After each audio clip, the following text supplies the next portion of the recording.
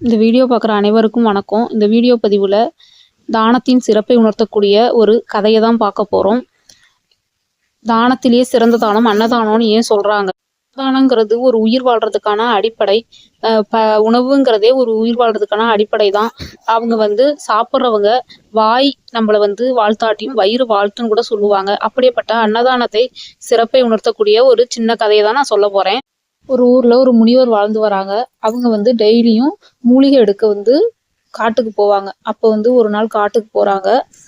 அந்த காட்டுக்கு போகும்போது இருட்டிருது. மூலிகை பறிக்க போகும்போது இருட்டிருது. அப்போ அந்த காட்டிலேயே தங்கணும் அப்படிங்கிற மாதிரி யோசிக்கிறாரு. அப்போ ஆப்போசிட்ல அந்த அவங்க நினைச்சிட்டு நிக்கிற இடத்துக்கு ஆப்போசிட்ல ஒரு குகை தெரியுது.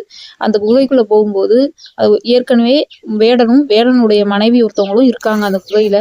அப்போ அவர் நினைக்கிறாரு, ஐயோ என்னடா இது, ஹஸ்பண்ட் அண்ட் ஒய்ஃபா ஒருத்தவங்க தங்கியிருக்காங்களே, நம்ம எப்படி போய் அங்க போய் இருக்கிறது அப்படிங்கிற மாதிரி யோசிச்சுட்டு நிக்கிறாரு. அப்போ உடனே வேடன், ஐயா உள்ள வாங்க ஐயா அப்படின்னு சொல்லி கூப்பிடுறாரு. கூப்பிடும்போது சரின்னு உடனே முனிவரும் அங்கே உள்ளே போகிறாங்க. போயிட்டா அவரோட மனைவிக்கு அவங்க வந்தது பிடிக்கல. ஆனாலும் உள்ளே போயிடுறாங்க. அப்போ கிழங்கு வேவிச்சு வச்சுருக்காங்க சாப்பிட. இவரை விட்டுட்டு சாப்பிட அந்த வேடனுக்கோ மனசு இல்லை. அவங்க மனைவிக்கு எரிச்சல். இவர் தங்கியிருக்கிறதே எரிச்சல். அப்போ அந்த கிழங்கு நீங்களும் சாப்பிடுங்கய்யா அப்படின்னு சொல்லி தன்னோட கிழங்க அந்த வேடன் கொடுக்குறாரு. அப்போ மனைவி இவர் என்ன இது, இந்த கிழங்க கொடுக்குறாரே, நம்மளோடது பிடிங்கி தின்றுவாரு அப்படின்னு கிழங்க ஒழிச்சிடுறாங்க. சிறிது நேரம் கடந்துருச்சு. இரவு வருது. உடனே தங்கறதுக்கான இடத்துல மேல பரணி செஞ்சு வச்சிருக்காரு அந்த வேடன். தனக்கும் தன் மனைவிக்கும் படுக்கிற மாதிரி முனிவர்கிட்ட காமிக்கிறாரு. இது மேலதான் ஏன் நாங்க படுப்போம், நீங்க இன்னைக்கு படுத்துக்கங்க அப்படின்னு. அதுக்கு முனிவர் சொல்றாரு, இந்த பரணி சின்னதா இருக்கே, இதுல 2-3 பேர் படுக்க முடியாதே அப்படின்னு. ஆமாயா, இதுலதான் நாங்க படுப்போம், இன்னைக்கு அட்ஜஸ்ட் பண்ணி படுத்துக்கலாம் அப்படின்னு சொல்லிட்டு படுக்க சொல்றாரு. முனிவரும் அதில் ஏறி படுக்கிறாரு. மிச்சம் கொஞ்சம் இடத்துல வேடனும் அவரோட மனைவியும் உட்காந்துக்கிட்டே தூங்குறாங்க. உட்காந்துக்கிட்டே தூங்கும்போது மிருகங்களுக்கு பயந்து இருந்த பரணி உட்காந்துட்டே தூங்கும்போது வெயிட்டு தாங்காம வேடனும் வேடனோட மனைவியும் கீழே விழுந்துடுறாங்க. விழுந்தோடனே கொஞ்ச நேரத்துக்கெல்லாம் சிங்கம் வருது. அந்த குகைக்குள்ள வேடனையும் வேடனோட மனைவியும் அடிச்சு இழுத்துட்டு போய் சாப்பிட்டுருது. இறந்து போயிடுறாங்க. முனிவர் தவம் செஞ்சுக்கிட்டு இருக்காரு. தவத்தினோட வலிமையா இறைவனை பார்க்க நேரிடுது. இறைவன் முனிவர்கிட்ட கேட்குறாங்க, நீங்க தவம் செஞ்சிருக்கீங்க, இதோட பயனா உங்களுக்கு என்ன வரம் வேணும் கேளுங்கன்னு சொல்றாங்க. இல்லை இறைவா, எனக்கு இந்த குகையில தங்கும் போது உணவளிச்சாங்க வேடனும் வேடனுடைய மனைவியும். இந்த மாதிரி இறந்துட்டாங்க. சிங்கம் அவங்களுக்கு அடிச்சு சாப்பிட்டுருச்சு. இப்போ அவங்க எங்க இருக்காங்கன்னு நான் தெரிஞ்சுக்கணும். ஏன்னா அவங்க எனக்கு உணவளிச்சாங்க அப்படின்னு சொல்லி கேட்கிறாரு. அப்போ இறைவன் காமிக்கிறாரு. ஒரு இடத்த காமிச்சா அந்த அரண்மனைக்கு போ, அங்க போ, உனக்கு விஷயம் தெரியும் அப்படிங்கிற மாதிரி சொல்றாங்க. சென்று அங்க நேரா நடந்து போறாரு அந்த முனிவர்.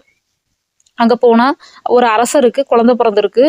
ரொம்ப நாளா குழந்தை இல்லாம, ஒரு 12 வருஷம் குழந்தை இல்லாம ஒரு குழந்தை பிறந்திருக்கு. அந்த குழந்தைய போய் பார்க்க சொல்றாரு அந்த அரசன். வாங்க முனிவரேன்னு சொல்லி பார்க்க சொல்றாரு.